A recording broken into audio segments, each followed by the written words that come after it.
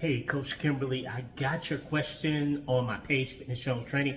I wanted to come back here and answer because it's definitely too much to type. And what a great question. Thank you so much for asking that question. I don't know if you know or not, but I only work with women and only women over 30.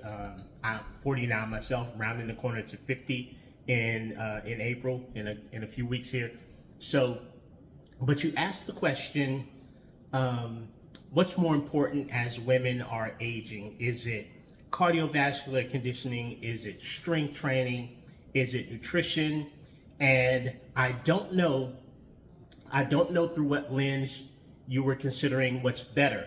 I don't know if you meant better for body composition or better for performance. I know that you coach performance, or better for health. So I'm going to try to attack the question holistically. And you also asked, and does hormone replacement help or assist or change in these answers? So the first thing that I'll say is I look through the lens of the most prevalent health considerations for women as they get into the menopause spectrum. And I know the three things are osteopenia, right? Bone loss, sarcopenia, muscle loss, and cardiovascular disease. I know that the rate of muscle loss and bone loss increased dramatically in the perimenopausal phase. And I know that with the perimenopausal phase also comes a rise in rate of incident for cardiovascular disease. 1 out of every 3 women in the world will die from cardiovascular incident. And women overtake men once they get into the perimenopausal window that leads to menopause and postmenopause. I know that postmenopause, after the 12th month of not having a monthly cycle, that women overtake men, that they become more prevalent for cardiovascular incident. So my first answer to this question, but not necessarily in order of importance, is strength conditioning, strength training, like maintaining that muscle. It's so much more problematic for women to maintain muscle once estrogen starts to first sort of fluctuate in perimenopause and eventually decline in postmenopause. It's so much more difficult for women to absorb protein from the food that they eat for protein synthesis to make more muscle. So I look to that as the first answer, but again, not necessarily in order of importance. I think that we have a three-way convergence of 3 very important things happening at the same time, but important for different reasons. So muscle first, strength training is my first answer, and it's important for the reason of, number 1, longevity, right? Muscle is the new 401k. Muscle is the declaration of long-term independence for women. Second, because of the rate of muscle loss, right? We don't want women to get feeble. Third, because of the increase in insulin resistance. A lot of what comes along with the perimenopausal phase is sort of an increase in the chances of diabetic response. So a lot of my women that I coach have told me that they got into the perimenopausal phase and all of a sudden their medical doctor wants them to be a little bit more concerned about their blood sugar. So insulin resistance instead of sensitivity. And a lot of those things can be attenuated with having a good, nice, healthy layer of skeletal muscle. So I look at strength training first, not to mention performance, right? If you want to move your body in space, you need the muscle to do it. Performance, balance, safety, cardiovascular protection, insulin sensitivity. So I'm going there first, but not necessarily, again, in order of specific importance.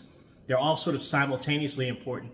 Cardiovascular conditioning, we know from the prevalence of cardiovascular incident, the raising risk of cardiovascular disease. But I sort of want to polarize that cardiovascular conditioning for women in this phase, because I know for a lot of women, these sort of run-of-the-mill F45, Orange Theory Fitness, sweaty long-term cardio session can signal a raise in cortisol response. And because stress is a little bit more prevalent in the menopausal spectrum, and since you don't have the estrogen to buffer that stress anymore, I want to either submit my clients to a short burst of very intense cardio, or a longer, more relaxing, meditative burst of cardio, gentle ride on the bike, gentle walk, gentle run for those endurance athletes. And then I'm also looking at bone density. I didn't even mention that, it slipped my mind as I was going into this, but strength training aids and assists with the bone density, the pull of the skeletal muscle against the skeletal system. Also, we got to look at the plyometrics, right? The power training, jump training, because we need that impact multi-directionally to assist in that osteopenia and osteoporosis, that age-related incident.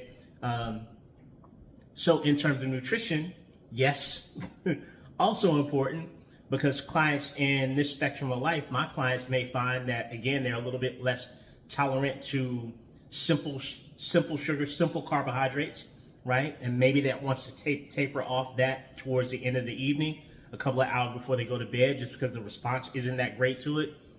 Protein becomes a real dynamic request to the body. Again, waning muscle on the body and more difficulty absorbing protein and synthesizing it into muscle. So we got to be very mindful of protein throughout the course of the day. So all of those things sort of intersect for most important, generally speaking. But I'd be remiss if I didn't mention this, because this was the last part of your question, and that is the menopausal hormone therapy, or hormone replacement therapy, if you prefer sort of older terminology, is a menopause hormonal therapy really going to attenuate any of these things? And the short answer is not really. What we know from the research is that women who are on hormone therapy don't get any boost in body fat reduction. They don't get any boost in muscle maintenance or protein synthesis, synthesizing the protein that they eat to turn into muscle. While menopause hormonal therapy is great with the symptomology of what most women experience in perimenopause and some into postmenopause, the hot flushes, the night sweats, migraines, incidents of cold chills, right? The cousin to hot flashes or hot flushes. So that sort of symptomology that runs achiness, joint issue.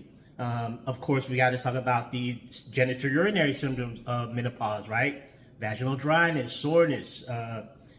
They say atrophy. I don't like to use that word in the context of that, but those genitourinary symptoms may be including incontinence, spinning of the vaginal wall, et cetera, et cetera. Menopause hormone therapy can help and attenuate some of those symptoms, but we just don't see a big boost in the body composition from the menopausal hormone therapy, probably mostly because of the fact that the receptors in the body, the estrogen receptors, are also withdrawing as estrogen is withdrawing. So you're sort of plugging in, it's sort of trying to plug in an electrical cord where the outlet is no longer available. So we don't see a lot of attenuation of the things that you mentioned due to menopause hormone therapy. So that's as thorough as an answer as my tiny brain can give to this. I hope that's helpful. Feel free to ask me more questions, and I hope you're having a great day, Coach. I'll talk to you soon.